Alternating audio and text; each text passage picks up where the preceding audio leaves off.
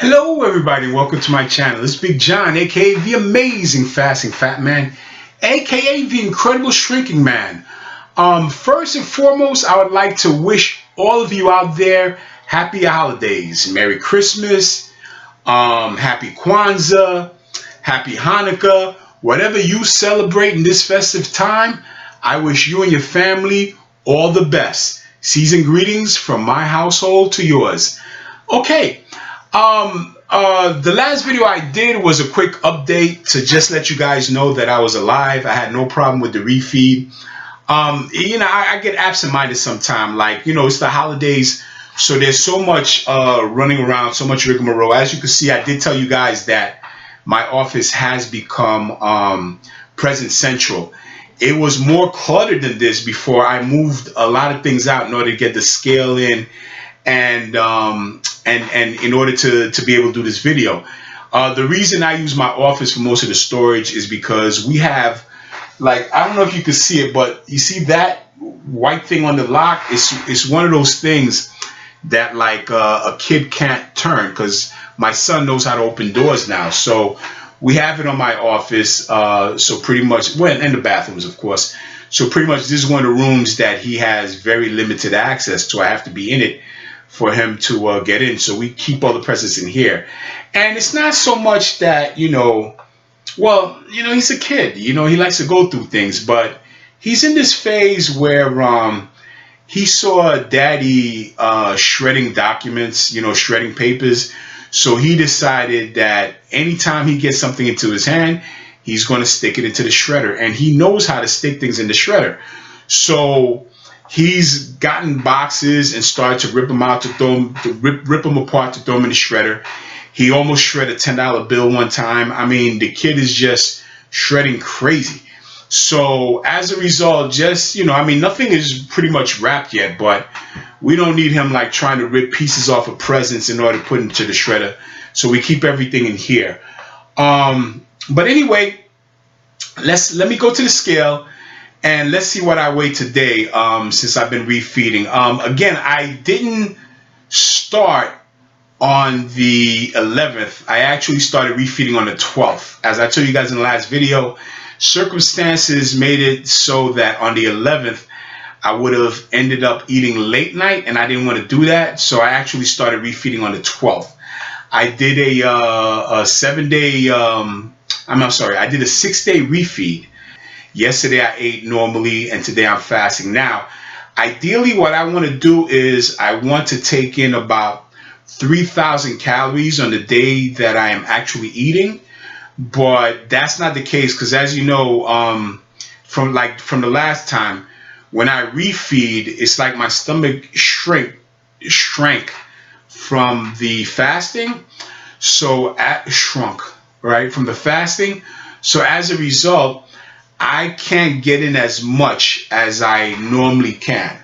So, and ironically enough, it's not as bad as it was after the 150-day fasting. Like, within my 4-hour window that I set up, I was able to get in the nutrients that I set out to get during the refeed. It wasn't like before where the window would shut and like I barely ate anything. No, this time I was able to get in the nutrients. So I think my body adapted quite well to the refeed on this fast. But anyway, let's go to the scale and I'll come back.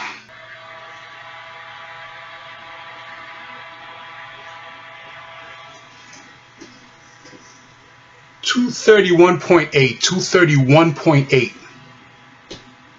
Okay, 231. Listen, I have no complaints whatsoever. I left it at 219, I believe.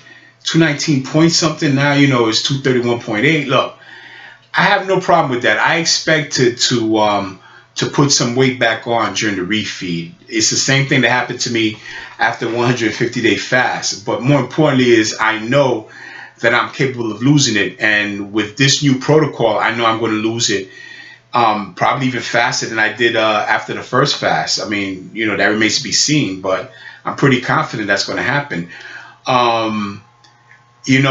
it brought back the thing I told you guys about, like, when you step on a scale and you notice that it didn't go down, you feel like, oh, I'm doing all this and I'm not losing the weight. I just gained the weight. You see what I'm saying? I would have rather it, like, if I stepped on it and it didn't go down, I would have been perfectly happy. So you see, it's perspectives. Again, I'm not bummed out that it went up. I expected it to go up. But I'm just trying to point out that when you step on the scale and you're not losing weight, that's a good thing, because you're either losing the weight, it's staying the same, or it's going up. And you don't want it to go up. Again, I don't mind it going up because I did refeed and I expected it to go up. But ideally, you don't want it to go up. Okay? So anyway, I want to thank Joanne G. She sent me an email for something called derma rolling, right? And the derma rolling is supposed to be something to help with loose skin. It helps speed the process of getting rid of loose skin. And at this stage, I told you guys I want to do autophagy to get rid of the loose skin, but anything that helps speed up the process is perfectly fine. She linked a YouTube video of a woman who did the derma rolling because she had loose skin from a pregnancy, and the results that she got from derma rolling, I believe she did it for 6 months, was fantastic. So I am going to include that in my repertoire, because I mean, look, I tolerate the loose skin. It's better than all the fat that was filling the loose skin. Loose skin isn't going to give me a heart attack. It's not going to give me a stroke, but loose skin have me looking frumpy.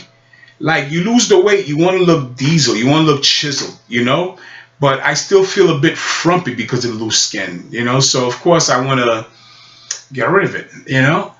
I just wanted you guys to see where I was at in terms of the weight gain from the refeed, as well as my plan going forward. Also, for the new year, I think I told you guys that I plan on doing coaching, fasting coaching, health coaching.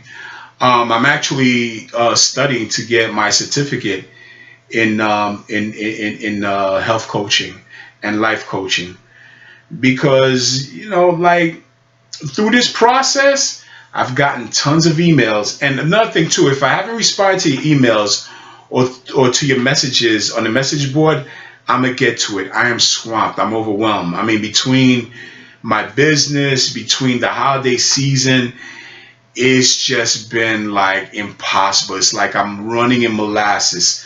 So, I'll get to you. I'm not ignoring anybody. You guys know I try to answer as much as I can. And that's why I want to transition into the business of coaching, because there I could help people, and I wouldn't be competing against my business, because it would actually be my business. So I definitely want to get into that, and I'm gonna start that in January, probably, like, around the time I launch the website. So pretty much I'm going to be a fasting coach, a health coach, and eventually, as I chisel down, I want to get into personal training. I mean, seriously, I want a complete paradigm shift over who I've been, like, all my life, like, to who I want to be going forward. Like, I want to rewrite everything. I want to basically change my whole DNA structure. Like, pretty much that's my mission. Not only do I want to be healthy, but I want to get as much people healthy as possible.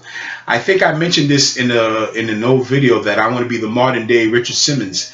And a lot of you young guys don't know Richard Simmons, but when I was a kid, Richard Simmons used to have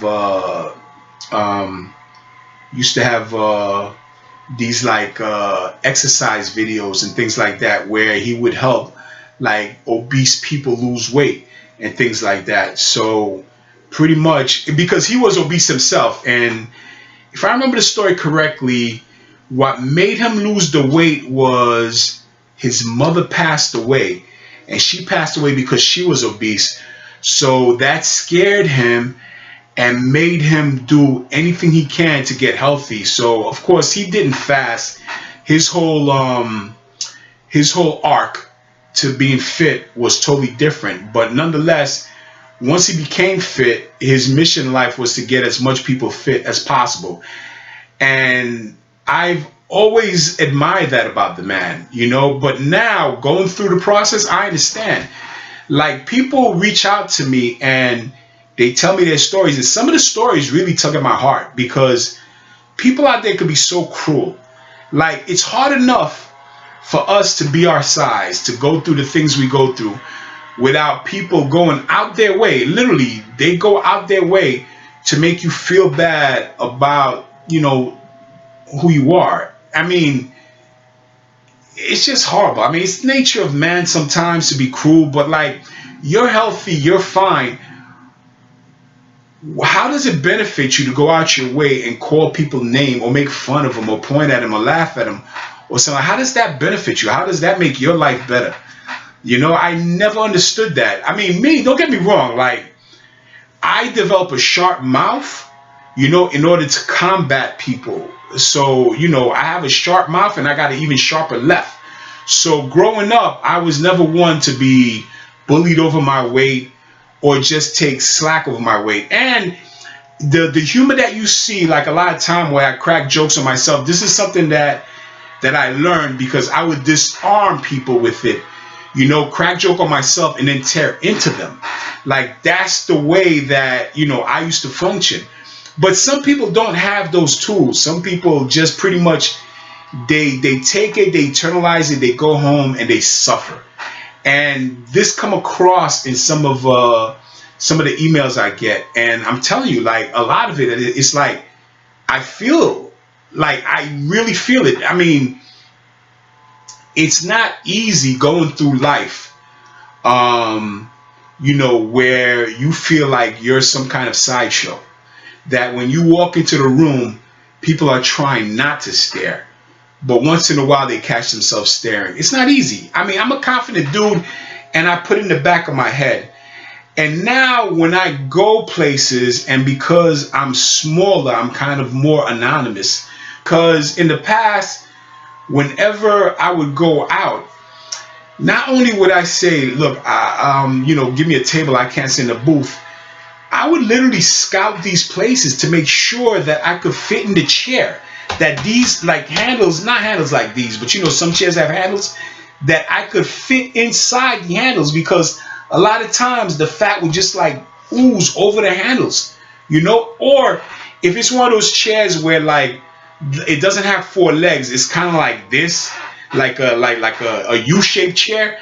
I'm afraid that when I sit, it's just gonna go. So, like, I wouldn't go to those places. I mean, life as an obese man was difficult. I made the most of it, but now that I'm just pleasantly plump, it's a bit easier. It's a lot easier. And, you know, my brothers and sisters who are going through these things now, I'm telling you that, you know, the light's right there at the end of the tunnel. You could change. You could take action and change. I'm living proof of it. And I will do everything in my power to help as much people as I can get over that hump. You know, and I will sit and I will learn. I will educate myself, and I will give you my all. You know? But anyway, guys, enough rambling. It's the holiday season. I don't want to, you know, end this on a downer. Guys, like, share, subscribe. Save a life, share a video. If someone you love who's overweight, who needs a nudge, I keep saying it, show them my day 8 video and show them my most recent video. Simple as that. The other day, one of my cousins showed me the picture from my son's birthday party. Now, if you guys see the picture that I use for my channel, The Fasting Fat Man, I'm wearing a shirt that says Wild One on it. So it was my son's first birthday, and that's when I was like over 500 pounds. So that person you see, that is the Fat Man. And I know a lot of you want me to change my name, because I'm no longer the fat man. I still consider myself a fat man. I'm not, like tight like I want to be. But when I get rid of the extra skin, when I'm tighter, when this is more defined, I'll call myself the fast and fit man. But anyway, guys, like, share, subscribe. Love you all. Happy holidays. Take care. Bye.